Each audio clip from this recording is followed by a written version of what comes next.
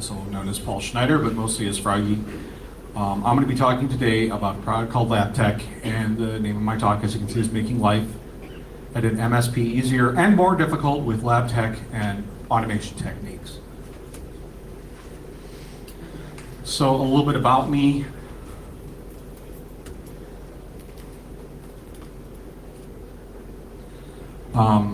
I've been working for the past 3 or so years at a managed service provider in Cleveland named Ackerman, using a tool called LabTech that was recently purchased by the folks at ConnectWise and has been rebranded ConnectWise Automate.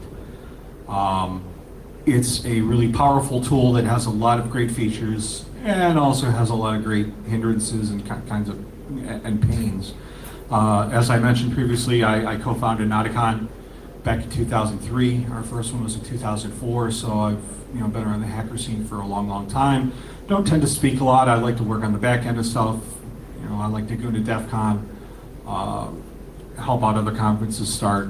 So this is kind of my first time speaking about something in a little while. Like most of you, I've been doing IT since I was old enough to read and write.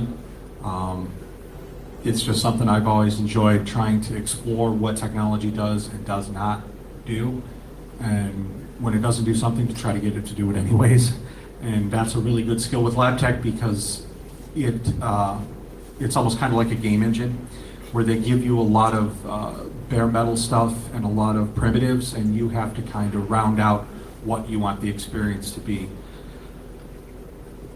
So LabTech itself is what we call a remote monitoring and management system, and it uses a MySQL database on the back end, and unfortunately only runs on Windows. But that said, it's still a pretty good tool. There's the list of competitors up there. There's a whole bunch of these kind of tools, and there's a whole bunch of monitoring tools in general, but this isn't just network monitoring.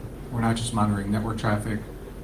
We're monitoring computers, their uptime, their patch levels, what software is installed, who's been on the machine. So it's kind of an auditing tool to give a managed service provider a complete view of what an organization has, what the organization is doing with that technology, and perhaps what it can be doing better with that technology.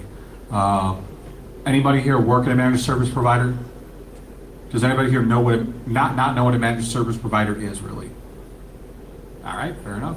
All right, well, we have one hand. All right, so a managed service provider, at least in the case of my organization, my company contracts with small and medium-sized businesses, and what we do is we are their IT support. So if you're a small business and you can't afford a full-time equivalent, we are your full-time equivalent.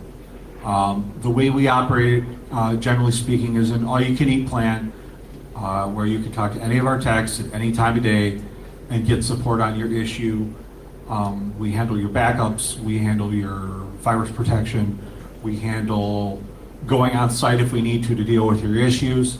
That means most of our clients are regional to the Northern Ohio area, although we do have some clients in New York City, Boston, Utah, and whatnot. So our job as a managed service provider is to literally manage the various services we offer and provide them options for staying current with technology, giving them recommendations for upgrades and updates and all kinds of other stuff. In the case of LabTech, it's really appropriate for organizations, I would say, with 100 or more clients, 100 or more endpoints. Why is that? Because it's a very complex tool, and it requires economies of scale in order to really get the most from it. I'm always of the opinion of doing as little work as possible to get the job done, as are probably most of you. And if that means I have to brute force something once that I'm going to do maybe once a year, that's what I'll do. Instead of writing a script that'll take me 5 times as long to write. However, in the case of LabTech, if I know this is something I'm going to be doing a lot, it gives me kind of a common platform in which to script this activity that I think I'm going to be doing more and more to make my life easier.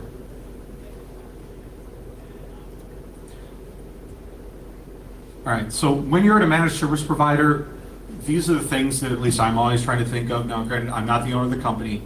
I'm just kind of a lowly peon that runs this thing in the background.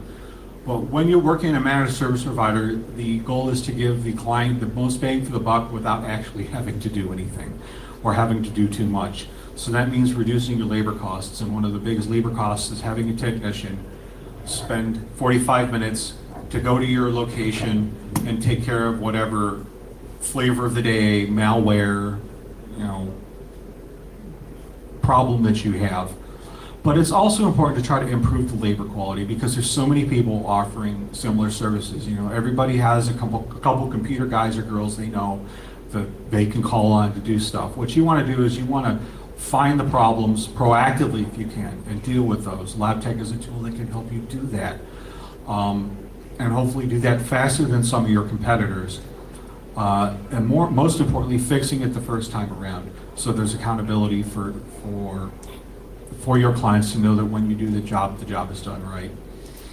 And finally, in an MSP, in order if you're charging your clients like $5,000 a month for unlimited support, they want to make sure they're getting that value. Because if you know medium and small businesses, a lot of them are penny pinchers. They don't want to drop three grand on a new Dell server for their back end.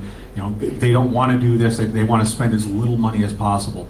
So this means that you want to make sure that you demonstrate to them, here's what you're paying us, here's what you're getting in return, and here's a list, a physical list you can see in PDF or printout of what we've done for you. What patches have we installed for you over the past 30 days? What problems have we identified before you did, such as like bad disks with bad sectors and stuff like that.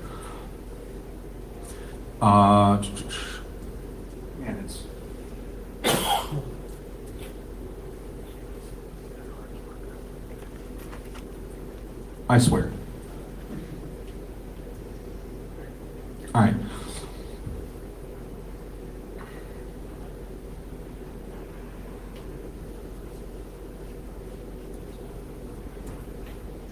I'm trying to work off of 2 sets of slides. That's why I'm a little bit crazy here because I have to extend my screen. Anyway, so you want to make sure your clients know that they're getting value from your relationship with them. All right, so there's a bunch of things that LabTech does really, really well. So we'll start on that before we talk about what it doesn't do too well at all. It's really good at centralizing a wealth of information, and this is where I wanted to open up the client and show you exactly what it stores. But it stores damn near everything you can find out about the hardware, the software, who's been on it, what the current CPU usage is, memory usage, and it graphs these things over time. What scripts have run against this machine in the past 90 days? Were there any patch install failures? One of the big things I've been running into, as probably you have if you run Windows machines, is sometimes Windows Update just doesn't work. And sometimes you have no idea why. And so LabTech is a tool that can at least help you identify what those problems are. And like in my case, I've spent a lot of time automating a lot of routine tasks and maintenance, such as trying to fix Windows Update. As well as, for compliance reasons, we have to log all of these AIM logs and log these to a central server in a read-only format. Well, how do we do that? LabTech is a tool that can help you do that. It's really great at its Windows support. They have a little agent that's really small, just a couple of megabytes, and runs in the background, doesn't eat up processor very much or anything at all, that provides a window for you into that computer and also provides a window back, if you want, to you. So if, say, one of your clients wants to open a ticket, they can do that right from the client. The nice thing is it also provides you a virtual tunnel right to that machine. So that can make it nice for security reasons if you want to get access to just that machine without having to use other remote access methods. I really like that with LabTech now they're on basically a monthly update cycle where every month they'll push out patch fixes, kind of like Microsoft. They'll do roll-ups. Previously their release schedule was once every 6 to 18 months, and that really didn't quite cut it.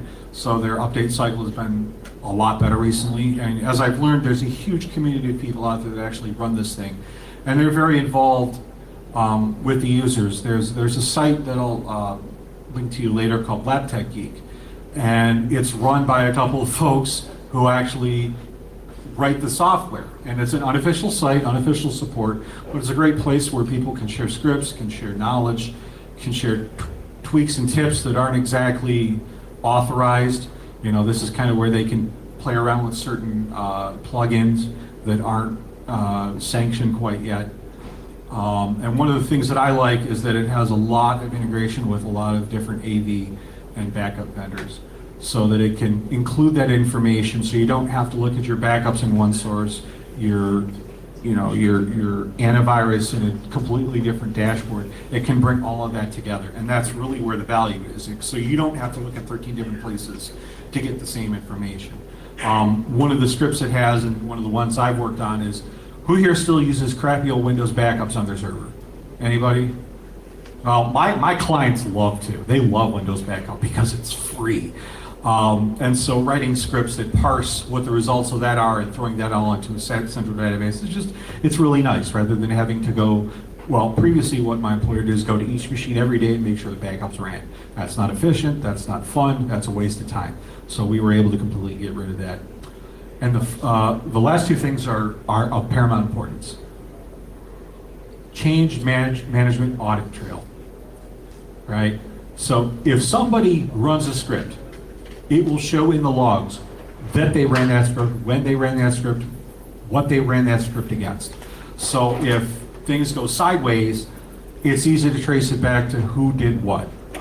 You know, not from a blame perspective, but from a, oh, let's talk to so-and-so, let's figure out what the issue is and resolve it. That's a wonderful tool. It's saved my butt a couple of times.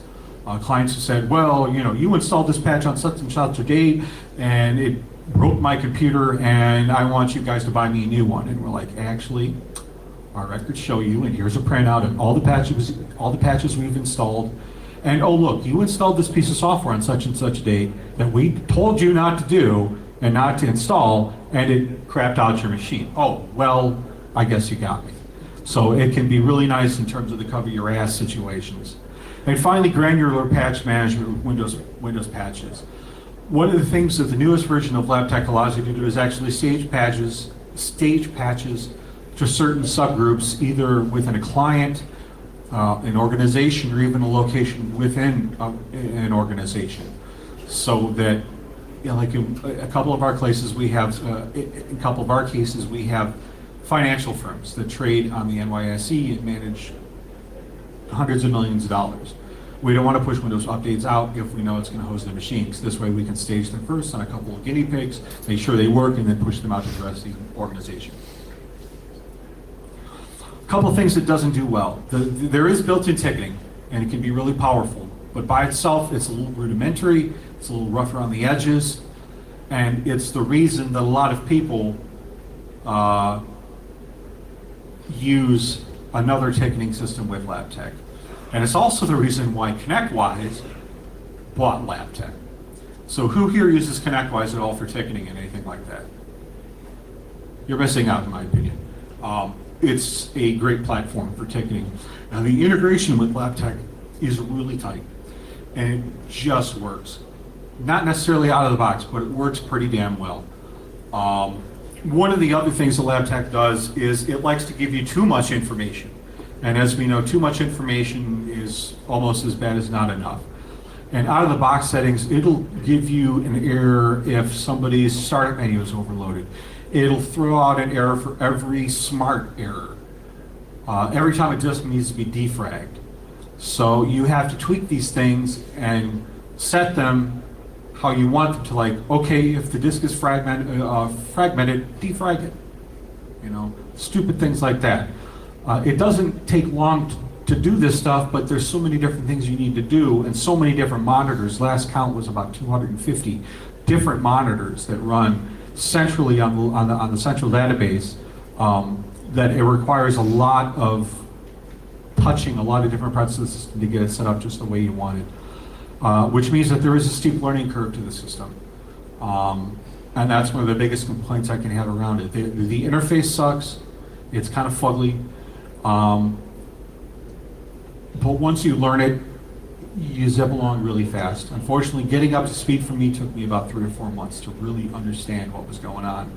And I'm still learning new things every day that it does, because I'm too cheap to try to get certified in whatever their question of the day is, or their certification today is. Yes? So is it scriptable in that when an event triggers, you can auto, like a pub sub mechanism where you auto triggers an event? So the question is, the monitors, are they auto triggers? The answer can be yes. I'll talk about scripting in just a minute. A couple other things here. SNMP support, don't bother. If you have a tool like Auvik or SolarWinds, use that instead for network management. It's way better. Linux and Mac support is there. They have clients for it, but it doesn't let you do a whole hell of a lot. You still have to do a lot of manual touching on those machines, which you probably want to do anyways, to do patch management and a lot of other interesting stuff. And as I said, the interface can be a little difficult to use.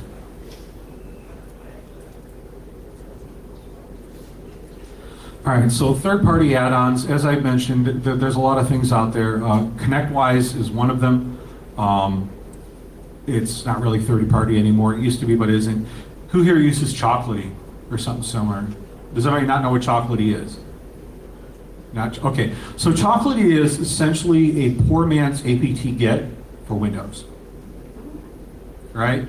It's based on the NuGet platform. If you're a Visual Studio developer, it's the platform they use to let you get plugins and different libraries and stuff like that. So Chocolatey NuGet is basically a set of PowerShell scripts that do maintenance and installation of software. A lot of things: Chrome, Firefox, browsers, Fiddler, tools, even .NET frameworks, just a whole bunch of other stuff. If you go to chocolatey.org, which I give you a link to it at the end of the slides, they have like 15,000 packages, and it's all community maintained.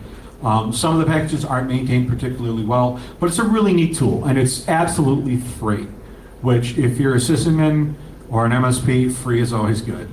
And there are some other tools like from Squidworks here. There's a front end for Chocolatey that creates a tab on each computer's information pane that gives you a list of icons. You click on the icon, boom, software automatically gets pushed to that machine. And they even have a more advanced version that my boss hasn't paid for, because I don't know why not, we really should, that I wish we had, that would let you actually handle deploying packages to entire locations or organizations. So that could be a really neat tool.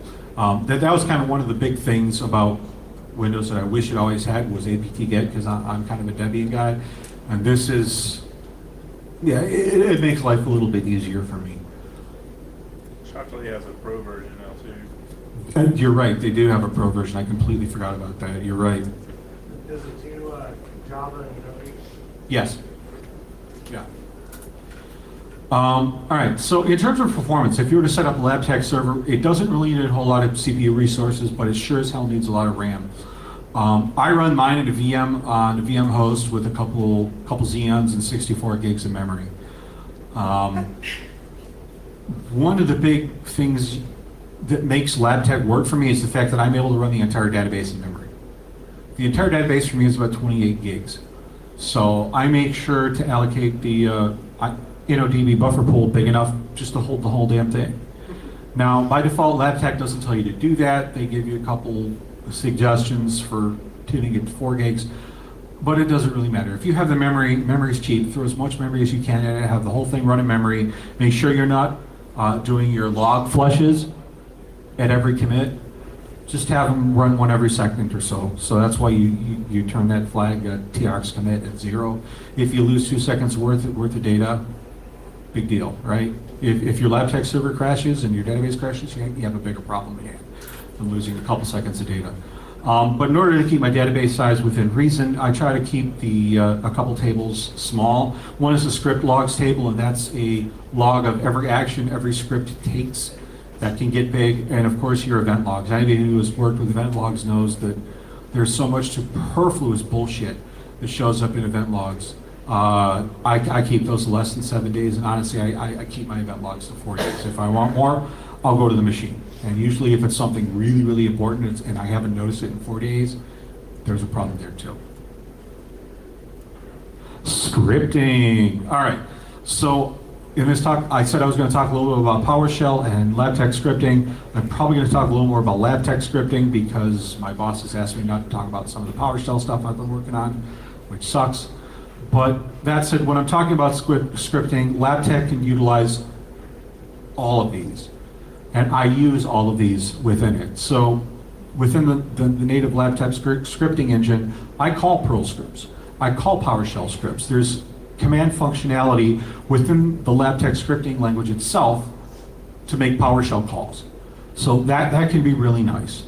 I also run good old DOS batch files and for loops and all that other kind of stuff that we've been doing for 30 years.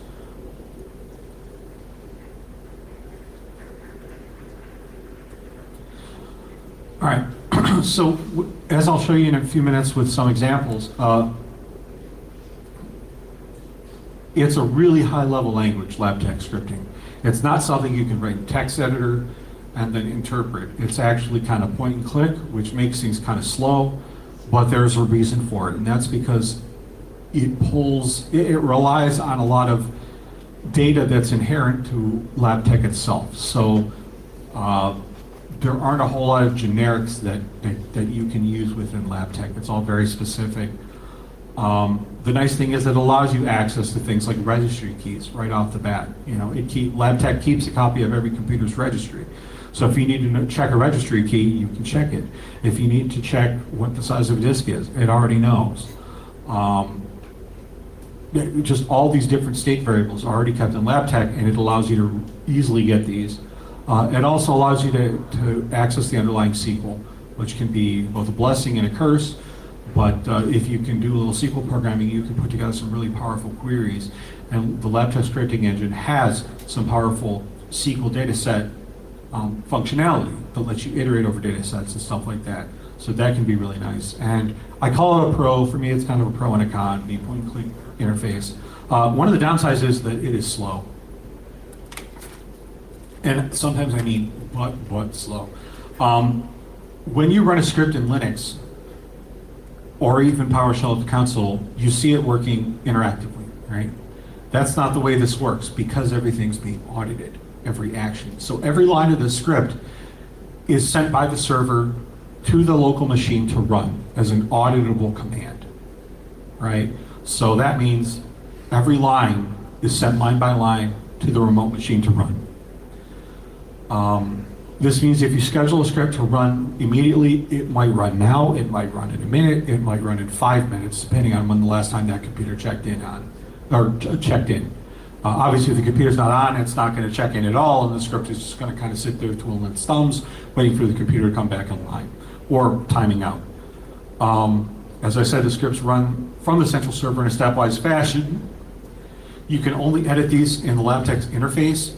Now, I'm going to show you something at the end where that's not necessarily true. I'll show you how to actually decompile a LabTeX script and take a look at it. I think they thought they were kind of clever, trying to obfuscate how they encoded these scripts, but it was kind of easy to figure out. Debugging is painful. In the last version, they added a debugger. I'm serious. Before that, they didn't. You ran a script, pray to God that it actually worked. But now you actually can set breakpoints within commands. You can have it run command by command so you can see where the script is having a problem. That's made it nicer, but honestly, I just, my code's perfect, my shit don't stink, so I make it run first time, every time. I know it's gonna work right away. And then when it doesn't, I'll just run it 35 more times because I'm getting paid, right? So, sorry, Eric. All right, so is that really what I was going to talk about?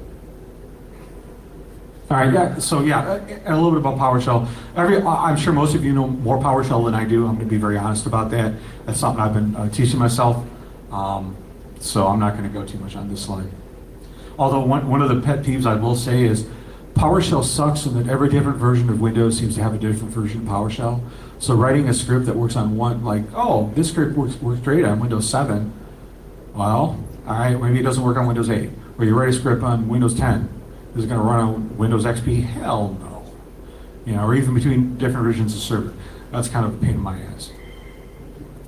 All right, so I'm going to talk about some personal extensions and scripts, and all the code for this is going to be released at this talk, so if you want to play around with it, you're welcome to.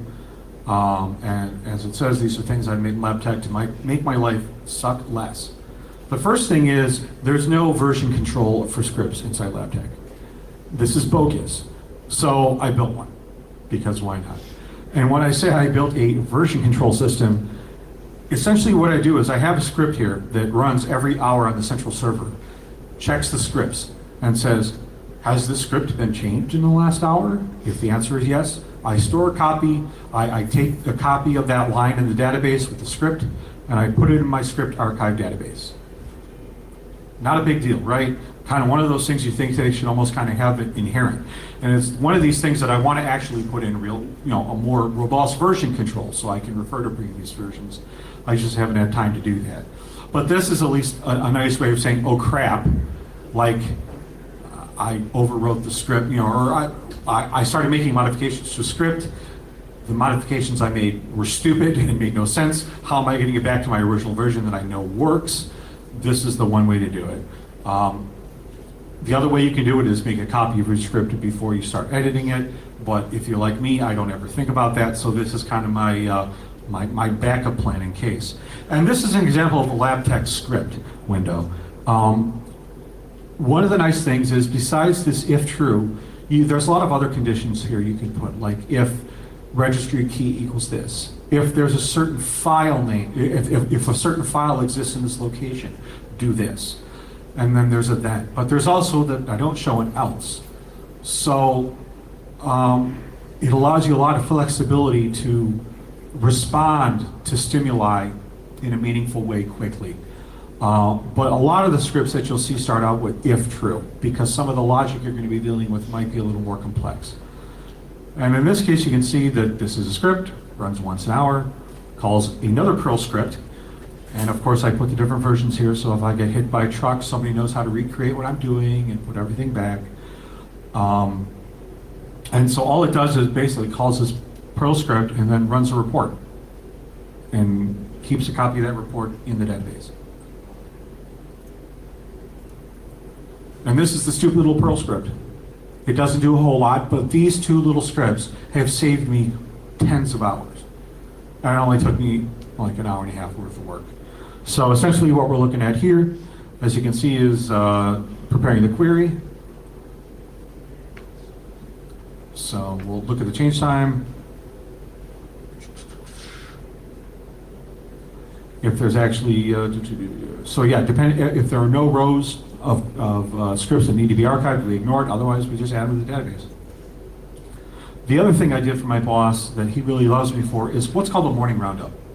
One of the things that's really nice when you walk in the morning is to see, okay, what the hell happened today?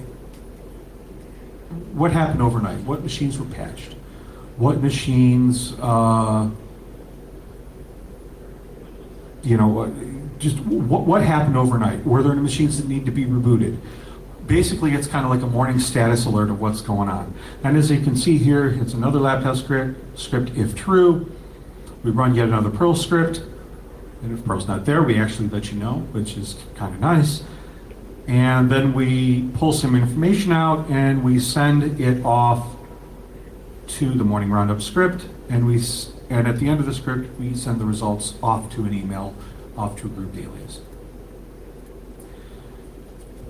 The script I wrote, the Perl script I wrote, is modular on purpose so that we can add and remove things, reorganize things within it, using some very, very simple CSS to make it actually look pretty.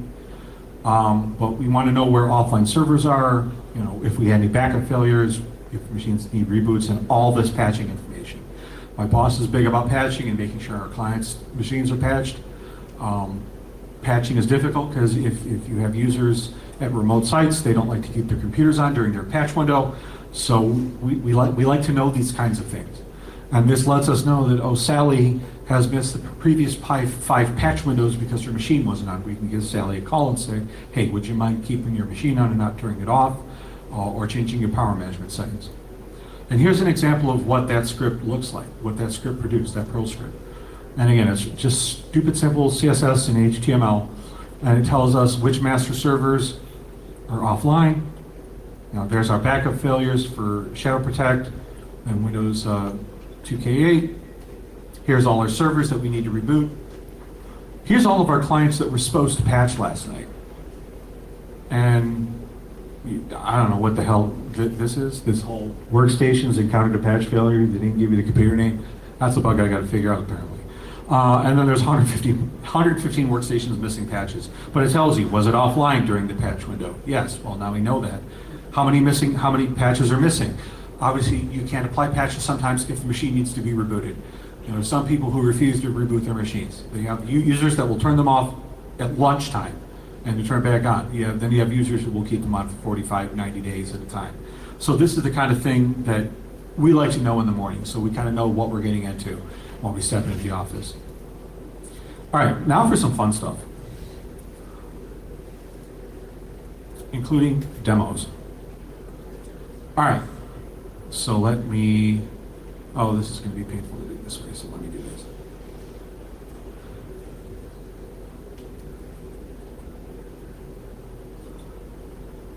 I'm going to show you. This is what a LabTeX script looks like when you export it. It's basically just a fugly XML file that has a lot of gobbledygook in it. You can see here's kind of my script header, just to let people know what's going on, script notes. And then there's license data, which you can ignore, and then script data. I'm not sure we're seeing that. Yeah, we're not. You're not? Okay. Oh, yeah, because I'm looking at it on my screen. There we go. Is that a little better? Yeah. Oh, I swear. Thank you. All right, so you have, all right, so there's my script notes and all that kind of crap. And then there's script data. Let's turn line wrapping. Yes, I know. So script data. Can anybody tell me for a free t-shirt what that looks like? What kind of code does that look like? Base 64. Base 64. I heard it in the back. Who said it in the back? You said it first, and he's closer to the shirt. All right. What size? 2X. That's why I went to a technical school and didn't play sports. All right, yeah, that's essentially base 64 encoding. So I said to myself, self.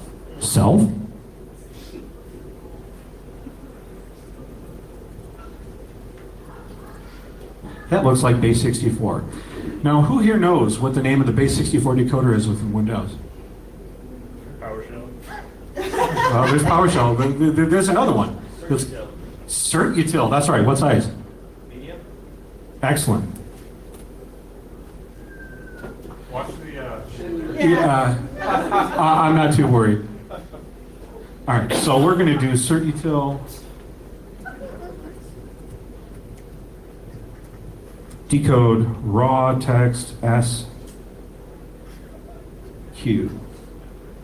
All right, so let's look at this. SQ. Huh.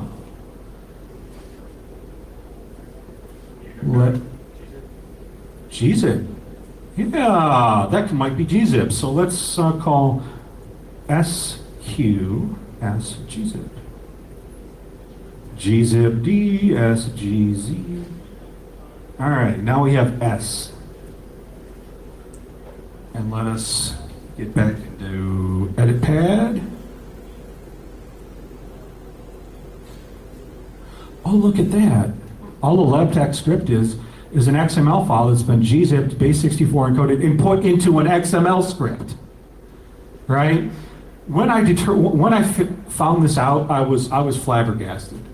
I'm like, could it really be that stupid simple that their copy protection is gzip and base 64? And the answer is yes, it is. But this makes it kind of nice for us because there's a lot of things we can do that includes finding a software project that includes all the decodings for all the LabTeX functions that somebody had already made. So what we can do is actually write a decompiler that will take this XML file and convert it into something a little more machine readable. Now, as it turns out, the guy who wrote the script that does this no longer maintains it. And I asked him about it, and he said, okay, you're the maintainer now. So now I maintain this script. Have I changed it? Made any updates? No, sadly. But it's out there and available and can be a pretty neat tool. But when we look at scripts, when we look at a lab tech script, like we looked at previously, let me see if I can bring it back up here.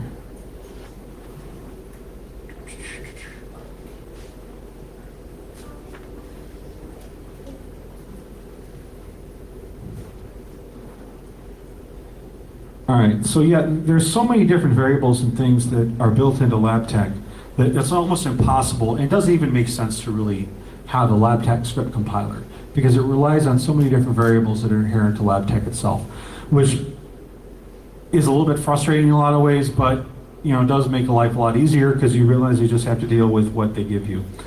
There's also another thing that I developed, or didn't develop, but that I found in lab tech. In order for lab tech to work, by its nature, it needs administrative passwords, right? It has to get system, it has to have complete control of the system. So if you're going to have a database-backed system that holds passwords, what do we do to the passwords before putting them in? You fail, Michael. Well, you hash them, or you encrypt them, or something like that. So that's what they did. They decided that they would put all the passwords in the database in a passwords table, and they would encrypt them with AES. Good idea, except they did this.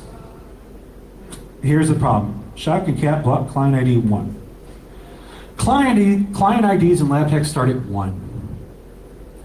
Most people won't have 500 clients. So you can guess with certainty what the first 500 passwords, what the first 500 values are going to be of that.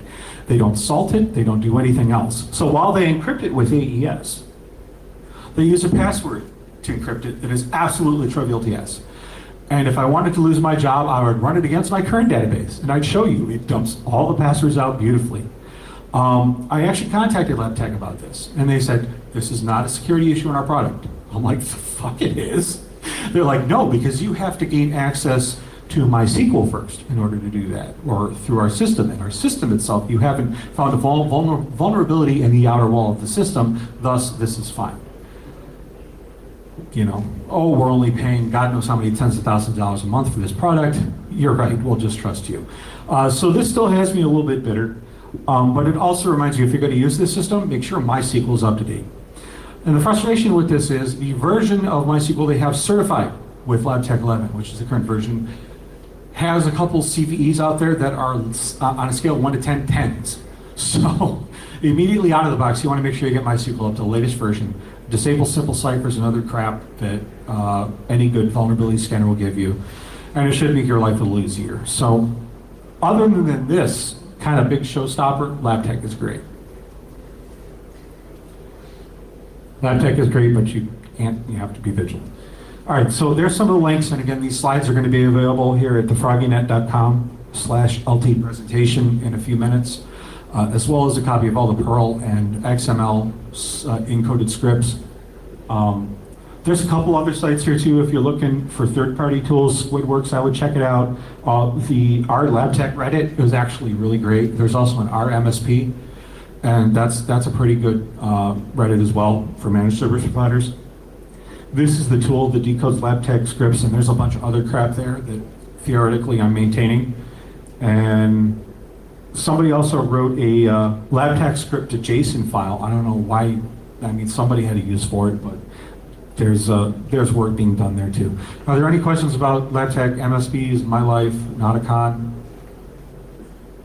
Thank you for coming to my talk. That lasted longer than I thought it was going to. I appreciate it. Thank you everybody for coming out. First talk of the PhreakNIC. Thank you for having me. First PhreakNIC was PhreakNIC 5, and I'm glad to be back. Thanks. I also have a few more t-shirts up here. People want free t-shirts.